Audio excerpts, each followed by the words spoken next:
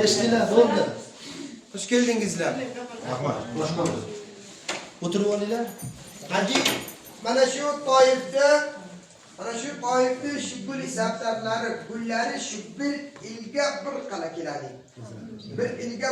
keladi. Mana bu gullarning mavsumi mart oyga. Mart oy bo'ling, mana shu mantaqalar hamma mana shu gullardan bo'ladi. Shuning uchun mart oy mantaqa salqin bo'ladi. Issiq ham yo'q, yog' ham yo'q. Sovuq ham yo'q. Mart oyga bir kuniga mana shu bir oyatdan 50.000 dona gul teradilar. Bu gullarda Assalomu alaykum va rahmatullohi va barakatuh. Mana 2-yanvar kunga kelgan, ertaga ketayotgan ziyoratchilarimiz inshaalloh mana yana bir kuldagi bir tashriflarimizdan biri bo'lgan mana Qizil dengizga inshaalloh keldilar.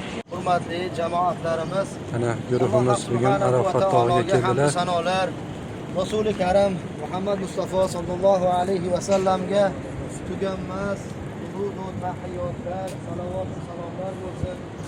Muhtaram azizlar, hurmatli ziyoratchilarimiz, inshaalloh Allohning fazli bilan, Allohning marhamati bilan, Allohning rahmati bilan,